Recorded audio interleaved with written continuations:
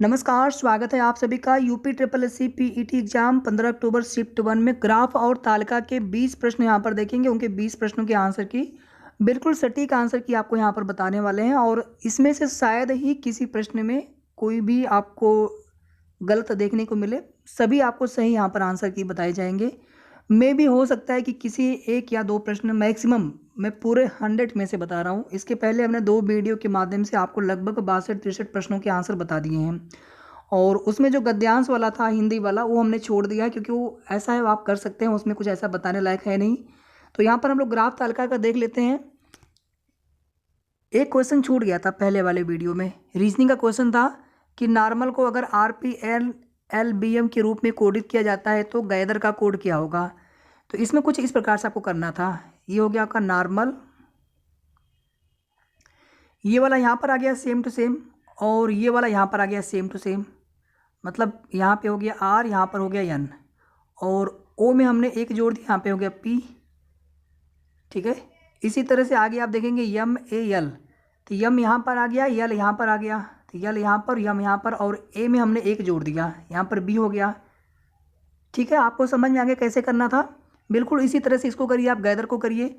तो यहाँ पे T आ जाएगा, यहाँ पे G और जो A है बीच में उसमें एक वृद्धि कर दीजिए, फिर H और R, तो यहाँ पर R और यहाँ पर H, इसके बीच में E है, इसमें एक आप वृद्धि कर दीजिए, F हो जाएगा। तो TBGRFH कौन सा राइट आंसर है? पहला वाला ही। ठीक है, तो ये क्वेश्चन आप सभी को समझ में आ गया।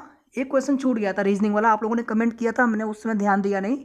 चलिए अब यहाँ पर ग्राफ और तालिका वाले प्रश्न देख लेते हैं। मैं पूरा एक्सप्लेन आपको बहुत ज़्यादा नहीं करूँगा, केवल मैं आपको आंसर बताऊँगा। ऑलरेडी हमने पूरा क्वेश्चन सॉल्व कर लिया है अपने हिसाब से और लगभग इसमें सभी आपको प्रश्न सही मिल रहे हैं, शायद ही किसी में कोई गलती आपको मिले।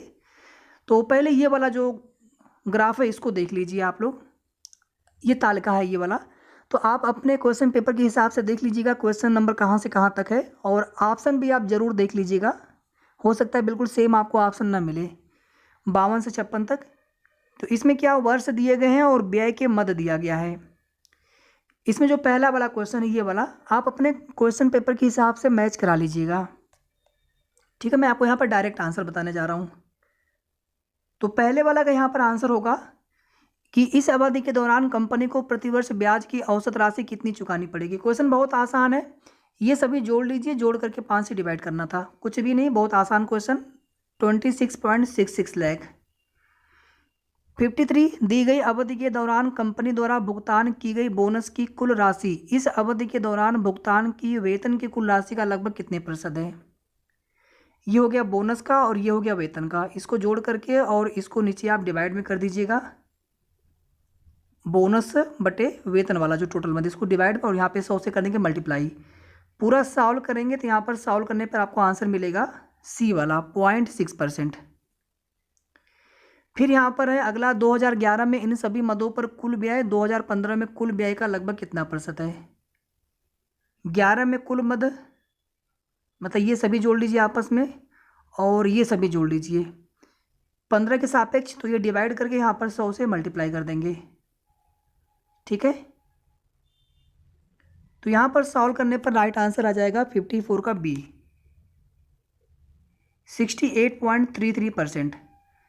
इसके बाद है 55, सभी वर्षों के लिए करों पर कुल व्यय और सभी वर्षों के लिए ईंधन और परिवहन पर कुल व्यय के बीच का अनुपात क्रमशः लगभग कितना होगा। ये कर वाला टोटल जोड़ लीजिए और ईंधन और परिवहन वाला टोटल जोड़ लीजिए, दोनों का अनुपात। तो ये अनुपात आपको मिल जाएगा 109:151।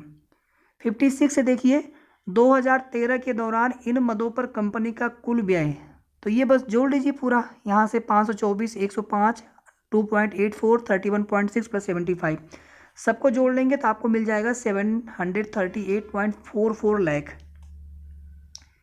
ठीक है, एक तालिका यहाँ पर समाप्त हो गया। अब यहाँ पर दूसरी तालिका देखिए,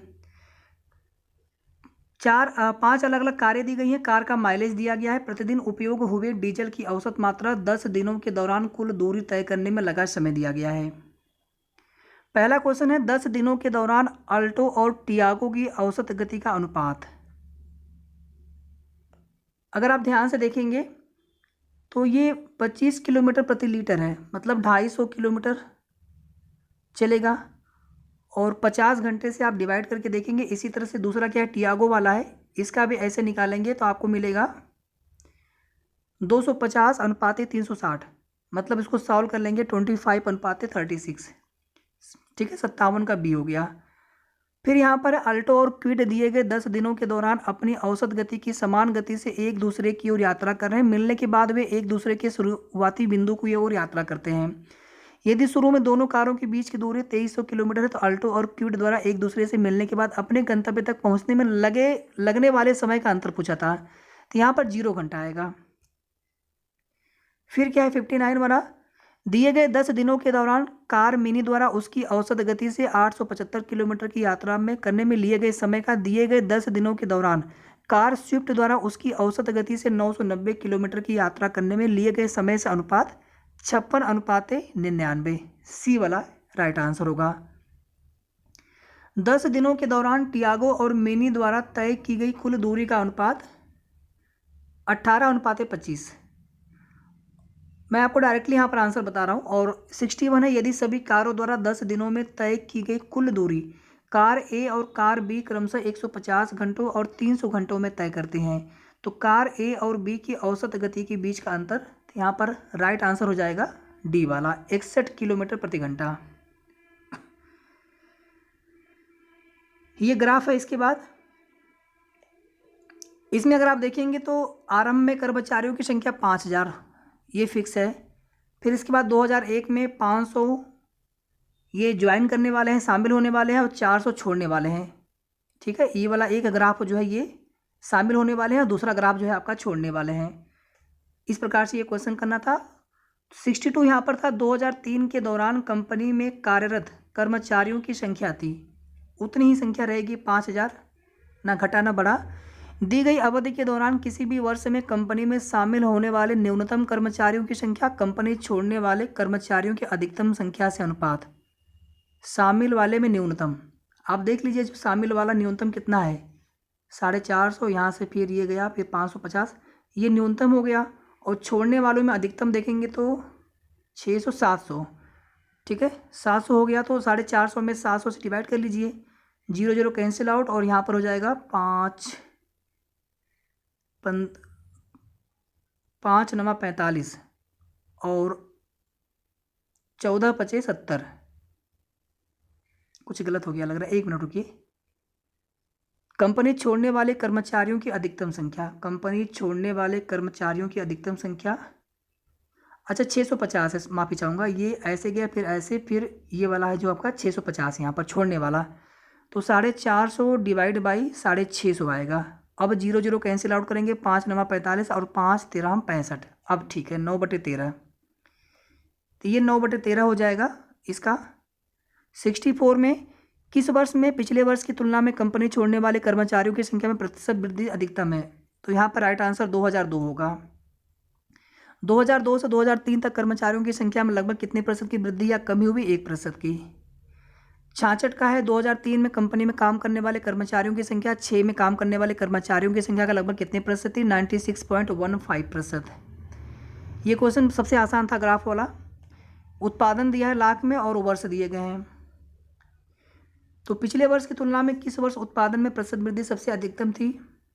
यहाँ पर 4 साल दिए गए हैं, 13 12 15 17, 12 13 15 17, ये 12 13 15 और 17 डिफरेंस करके देख लीजिएगा आप। 40 और 55 कितना, 15/40 गुणे 100, ये 12 का हो गया। ऐसे 13 का निकालेंगे, 15 का और निकालेंगे, और इसके अलावा हम निकालेंगे 17 का, शायद ना 17 का है, हाँ। तो इसमें 17 वाले में आपको सबसे ज़्यादा 65 से देखिए यहाँ पर 90 हुआ है, तो 17 वाला यहाँ पर जाएगा राइट आंसर 2017। 68 देखिए, दिए गए कितने वर्षों में खिलौनों का उत्पादन दिए गए वर्षों के औसत उत्पादन से अधिक था, तो यहाँ पर औसत निकालने पर आया था, हमने ये पूरा ऐड किया हुआ था, ठीक है, पूरा ऐड करके और डिवाइडेड बाई 8 किया था, तो शायद 70 मिला था हमें। 70 से देखेंगे तो एक ये ज़्यादा है, एक ये ज़्यादा है, एक ये ज़्यादा है, एक ये ज़्यादा है, तो 4 ऐसे हैं वर्ष जिनमें उत्पादन औसत उत्पादन से अधिक है। 69 देखिए, 2013 से 2014 तक खिलौने के उत्पादन में लगभग कितनी % की गिरावट आई थी, 13 से 14 में। 13 में कितना है 75, 14 में 60, तो 15/75 और यहाँ पे 100, 15×5 = 75, 5 बीसा 100, तो यहाँ पे आ गया 20%। इसके बाद 70 देखेंगे, 15 और 16 का औसत उत्पादन 145 हो जाएगा। देख लीजिए 80 + 65, और 12 और 17 वाला ऐड करेंगे 55 + 90, तो ये भी आपका 145 ही मिलेगा। तो ये वाला राइट आंसर। और एक लास्ट क्वेश्चन और है, 2011 की तुलना में 2018 में खिलौनों के उत्पादन में लगभग कितने % वृद्धि हुई? 11 से 18 में, 11 में है 40, 18 में है 95, ये लिखा हुआ ऊपर है यहाँ पर। तो 55/40 × 100 करेंगे तो 137.25% आएगा। ठीक है, बाकी हमने क्वेश्चन करा दिए हैं। हिंदी वाला गद्यांश हमने छोड़ दिया था, वो गद्यांश आप कर लीजिएगा। बाकी हमने रीजनिंग का एक क्वेश्चन जो छूट गया तो वो भी हमने आपको बता दिया वीडियो के प्रारंभ में। तो यहाँ पर 100 क्वेश्चन हमने टोटल यहाँ पर आंसर किया, आपको करा दिए हिंदी वाला छोड़ करके। अब आपको बताना है कि 100 में से कितने प्रश्न आपके सही हुए। शिफ्ट 1 15 अक्टूबर। इसके बाद हम लोग जब शिफ्ट 2 का एग्जाम हो जाएगा तो उसका भी पेपर एनालिसिस आप सभी को बताएंगे। वीडियो को आप सभी प्लीज़ लाइक करके जितना हो सके शेयर कर दीजिएगा। साथ ही साथ अगर आपने अभी तक चैनल को सब्सक्राइब न किया हो तो ज़रूर सब्सक्राइब कर लीजिएगा। धन्यवाद। बाकी के जो दोनों आंसर किए आपको इसके पहले वाले वीडियो में आपको मिल जाएंगे, जाकर के उन्हें आप ज़रूर देख लीजिएगा।